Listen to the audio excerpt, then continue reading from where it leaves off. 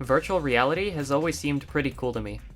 Just the thought of exploring virtual worlds where anything could happen because anything would be possible sounds interesting and fun to experience. Luckily, there's a game out there where you could do just that, and its name is VRChat.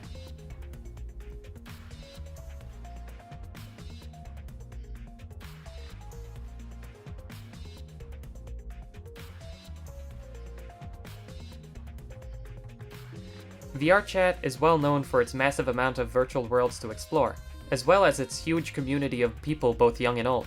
So today, I decided to take a deeper look into VRChat, along with a couple of friends, to see just what a modern virtual reality game has to offer. Here's everything that went down in the worlds of virtual reality. Right off the bat, we were really shocked to see just how many places there were to explore. You can do pretty much anything, from going bowling, so you can get a strike.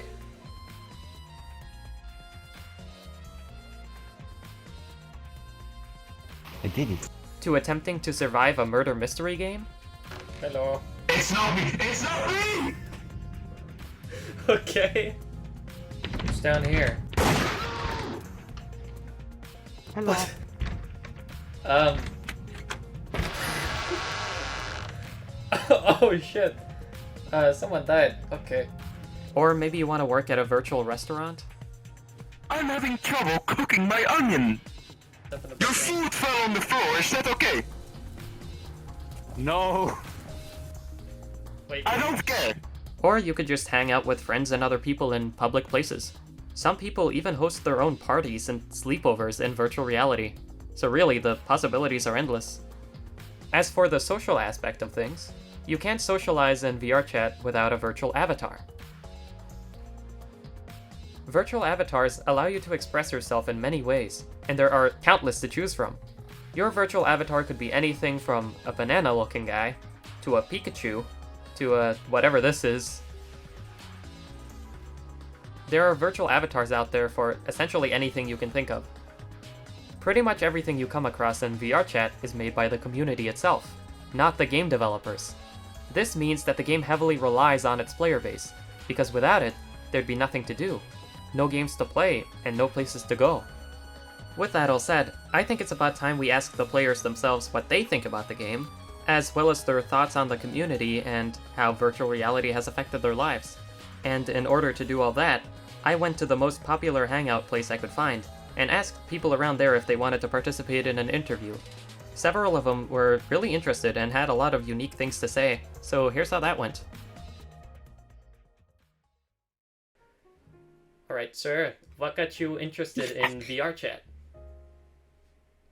A few years ago, I had a lot of trouble communicating with people in real life at my school just because pretty much every single one of the guys in my school did sports, and I'm bad with females. So I played this game so it could help me boost my confidence in talking to people. Well, a lot of things to say, like the interesting games and all that stuff you can do, and it just kind of seemed fun to me. In 2020, I was friends with some people, and we were looking for games to do. I had a VR headset at the time, and another friend had one, and we were like, oh, let's all go on VRChat. And we all ended up having a pretty good time. I saw a bunch of videos on VRChat and got curious.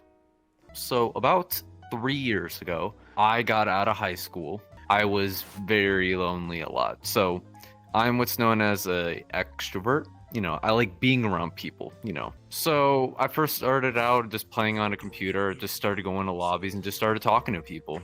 Later on, I decided to get a headset and everything. What are things you typically do in this game? I don't really do much, just like mess around and have some fun. Basically, whatever my friends want, games, murder mystery games, hide and seek games. I sometimes watch stuff with them. We go to drinking night when we're drinking. That's when we just kind of feel like chilling. And then there's a bunch of other random game worlds we go and check out. Mostly I go avatar hunting. I rarely watch movies, you know. I usually just play games like Murder Mystery 4, and if I'm not playing games, I'm just chilling out in the world, maybe listening to music, talking to some people. That's about it. What do you think of VRChat's community as a whole? It's actually pretty evenly split between like the younger crowd and the older crowd. The younger crowd's a lot more toxic, while the older crowd is a lot more accepting. I met plenty of cool people in this game. Like I also made some new friends and all that stuff. There are a few nut jobs. If you've ever been in an Xbox lobby, there are some kids who who definitely belong in there rather than this game. But there's a lot of weird people, but the cool people are really cool. It's a very mixed community. Like you have all types of people, and I mean all types. You can even meet people like who are across the world and can do this. I met tons of people from China, Russia, Philippines, all over the place, and it's an absolute adventure. If someone told me like, is VR chat fun? If it's good, I will say it's like a 50-50. There's always going to be good parts of a community and bad parts of a community. Just to remember, like, not everyone's bad in a community. What makes a community different is the people and their behavior. But yes, that's all I can say. VRChat is an awesome social platform for those who want to play games and interact with people in virtual reality. Every social platform does, of course, have its ups and downs, but I think VRChat has made an overall positive impact on a lot of the members of the community. So if you ever find yourself curious about the game, it's available on both desktop and VR headsets. Though I would personally recommend playing the game in VR, since it makes for a better experience.